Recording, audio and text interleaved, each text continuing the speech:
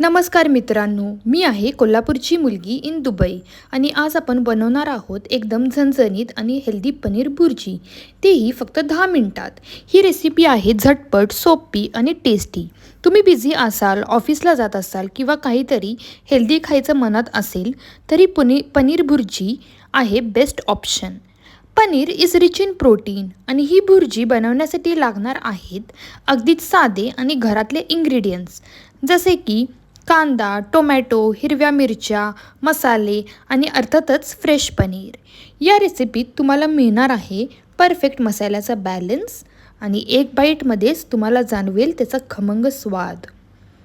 Video शेवटपर्यंत नक्की बघा, कारण शेवटी मी शेअर करणार आहे काही टिप्स ज्याच्यामुळे तुमची भुर्जी अजूनही चविष्ट लागेल.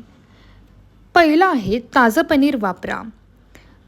पनीर जास्त वेळ शिजवू देऊ नका. गरम मसाला, पावभाजी मसाला किंवा थोडंसं कसुरी मेथी घातल्याने भन्नाट चव येते.